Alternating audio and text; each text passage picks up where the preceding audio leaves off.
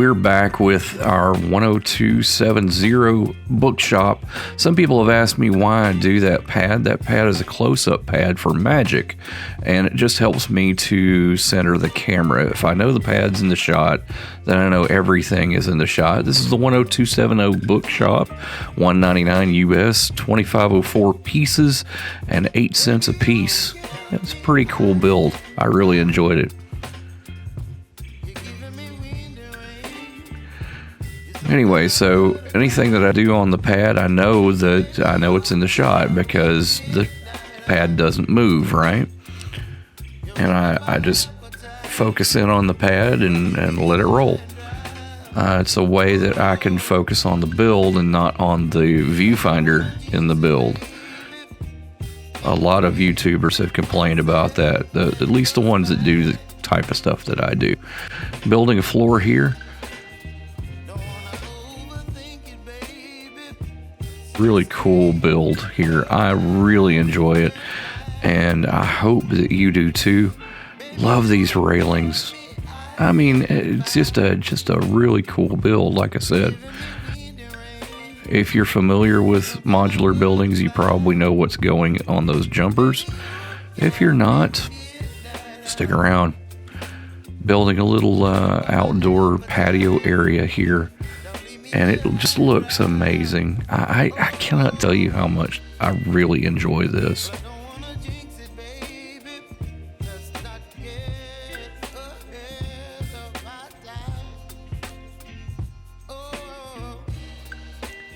And there's a small pattern here with, this is going to be a seating area that I am really falling in love with. Again, I just love the way this thing comes together. But especially some of the things that you do inside this particular setup here. Once again, the staircase with I call them the green popsicle sticks.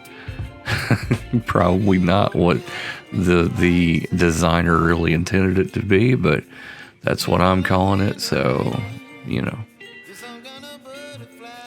But I just love the way it continues. Of course, you see the hole for the first floor right there, and building something really unique here.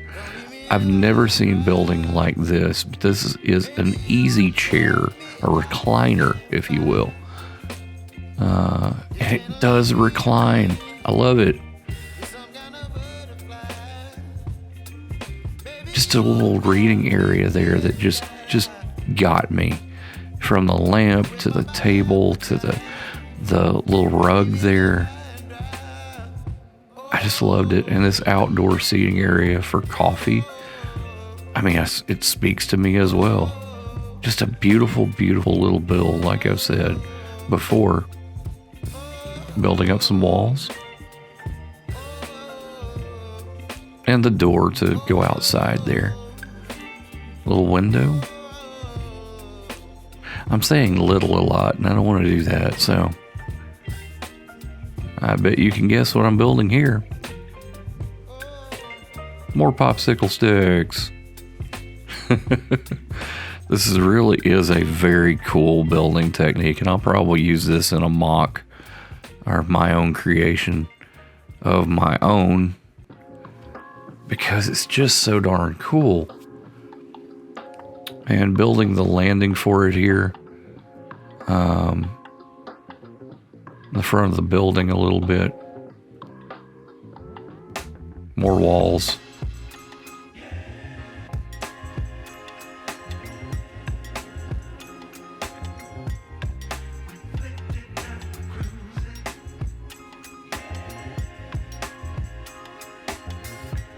This is a really cool build as well.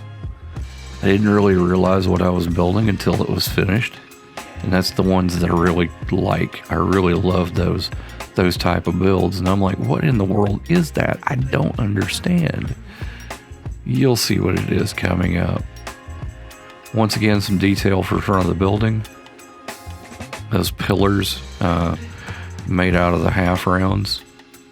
Brick half rounds there. And then building up the sides of the building. But here's where you see what that actually is. It's a grandfather clock.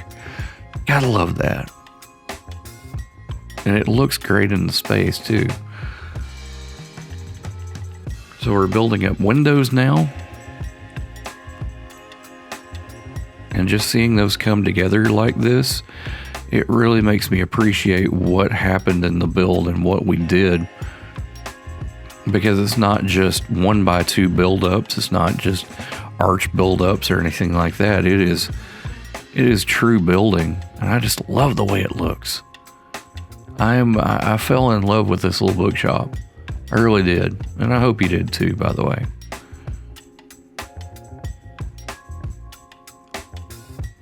So right here we see that it just fits on top right there. And there is Renter Karen. I am assigning her to the townhouse. Although if you look at the box, the old couple is supposed to be in the townhouse and she's supposed to be running the bookstore. I decided not to do that. I decided that the wife of the old couple was going to be running the bookshop, and the husband is upstairs relaxing in the easy chair or the recliner. Starting to build up on the roof here. Just a beautiful, beautiful space. Nope, not the roof yet. Excuse me. I'm sorry. I get ahead of myself so much. I'm part of the roof here. Let's just put it that way. How about that?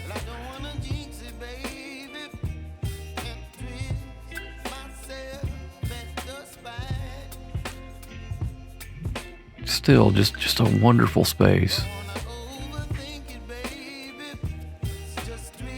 And if you can see, it uses snot bricks to great effectiveness. And yes, I did turn that the wrong way, and I turned the other one the wrong way too for some reason. I don't know why I did that. It was pretty obvious what was going on, and of course I just kind of glossed over it. Here we're building a little nifty aquarium or terrarium. I always get them mixed up. Actually, no, this is the bed. Excuse me. This is what happens when I go too far ahead, but I get excited, so sorry, not sorry. And there's the bed. Now we're building the terrarium for the chameleon there. I couldn't find a piece. That's why you see me kind of panicking there. Luckily, it didn't take me very long to figure out what was going on, and I found an extra piece, so I couldn't really decide where to put that terrarium. It's not exactly apparent in the instructions, so it may be in the wrong place. I don't know. That's kind of the gift of Lego, is the fact that you can put it anywhere you want. For example, if I wanted to put the bed on the opposite wall so that I could look through the window as I woke up, I could do that.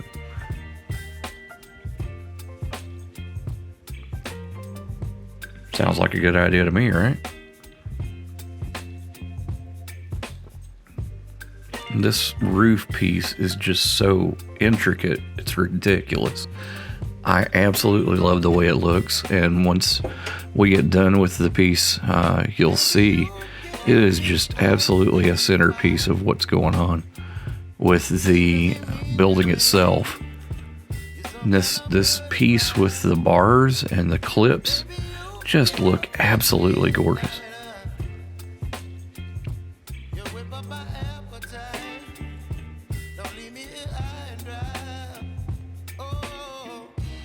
Yes, I am pre-sorting now, so everything kind of goes a little quicker.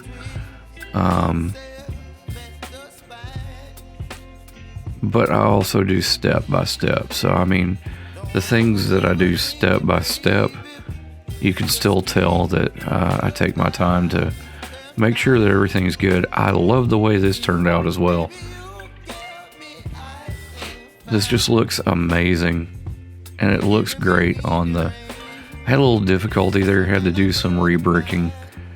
Yeah, I had to re-seat a couple of those brackets there. And The front detail is just amazing. It's sitting here in the office with me right now, and I'm just looking at it. It's just gorgeous.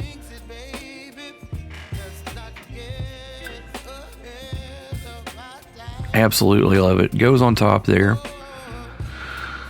And then we're building a roof piece here. Tons of these slopes used, these tall slopes. Love it. And that's where I replaced the part, by the way. I had to do that. It was just bugging me to death because I had put the part that didn't really belong there. Now, this is interesting. You're actually building this upside down. And for the most part, it went okay. It was kind of awkward, if I can say that. Because you start getting on the second level here and it's just building off that first level, and it looks amazing, but it was just a little bit unwieldy, and I'm glad that they put these pieces in to support the back. And there we go. It looks absolutely amazing. I absolutely love it. We're building the tree here. And this tree comes together with Technic elements, and I absolutely enjoyed doing that. I want to do more trees like this, if I'm honest. This piece here with the bird in the nest, that's actually a minifig fur piece, I believe, is what I was told. And just looks amazing. And I've got an Easter egg in there that you may or may not see until the end of the build. I honestly think that's what the designers intended for it, but I went ahead and did it. I gotta figure out how that looks. So, but you'll be able to see that at the end of the build. Third stalk of the tree here, built off the first and second, which of course sit there in the front like so. Took me a second to get it right. I wanted to make sure that it looked okay. Here's my Easter egg though. The kid's plane gets put in the back. And thanks for watching. We'll see you next time.